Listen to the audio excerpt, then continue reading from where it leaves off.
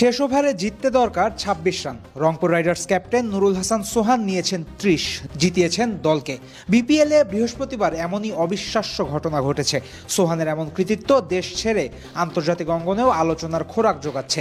কিন্তু দেশের ক্রিকেটে এদিন সোহানের নামের সাথে তামিম ইকবালের নামটাও উচ্চারিত হচ্ছে।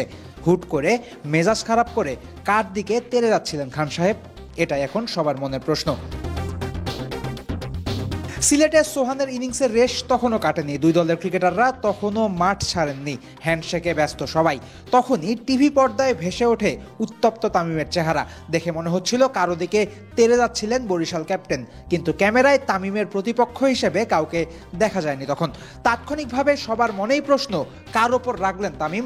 কেই বা তামিমকে কিছু বলার সাহস দেখালো? মাঠে তামিমের এই রাগারাগির ঘটনা ঘটেছিল অ্যালেক্স হেলসের সাথে। স্টেডিয়ামে উপস্থিত থাকা সবাই সেটা প্রত্যক্ষ করেছে।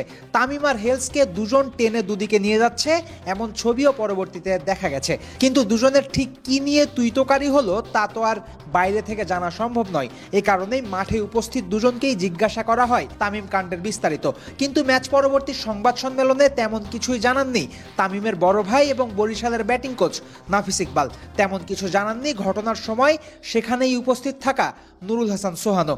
খেলার পর আমিও শিওর না, যেহেতু এটা নিয়ে আলাপ হয়নি, উত্তেজিত হয়েছে এটা দেখছি। এবং নর্মালি কি হয়, ম্যাচে একটা হারার পর একটা, স্পেশালি এই ধরনের ম্যাচে ইমোশনটা অনেক ক্যারি করে। সো আই হোপ তেমন সিরিয়াস কোনো কিছু না।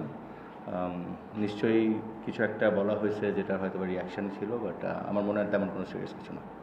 এটা আমি খুব কাছ থেকে দেখি নাই, বাট আমিও এদিকে আসার পর দেখেছি। শেষ পর্যায়ে যখন ব্যাক করছি, আমি আসলে যাওয়ার পর হয়তো বুঝতে পারবো যে কী নিয়ে আসলে হয়েছে, বাট কিছু একটা হয়েছে। আমিও এটা দেখেছি, বাট আমি ছিলাম না এখানে।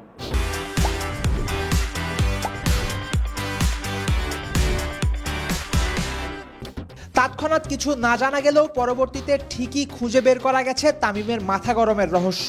BDNews24.com বলছে, হ্যান্ডশেকের সময় ইংলিশ ব্যাটার অ্যালেক্স হেলস তামিমের উদ্দেশ্যে বিশেষ কোনো মুখভঙ্গি করেছেন।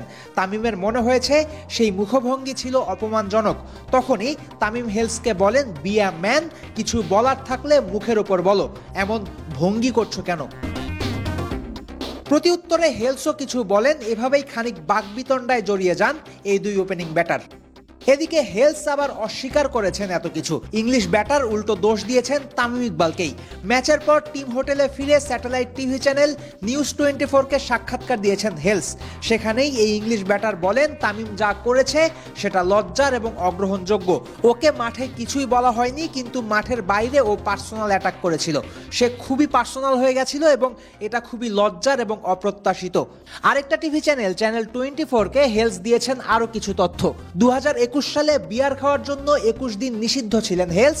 তামিম নাকি ওই ঘটনাও হেলসকে মনে করিয়ে দিয়েছেন মাঠের ভেতর। তামিম এবং হেলসের মধ্যে কে দোষী আর কে নির্দোষ সেই সমাধানে যাওয়া মুশকিল, কেননা দুই ক্রিকেটারের পক্ষ থেকে এসেছে দুই ধরনের বক্তব্য।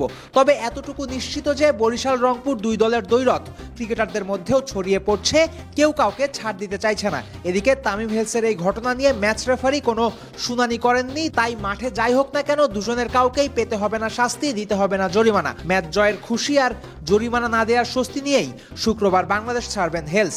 এদিকে তামিম চাইবেন বরিশালকে শীঘ্রই আবার জয়ের ধারায় ফেরাতে। ফয়সাল হাবিব, ক্রিক ফ্রেন্ডসে।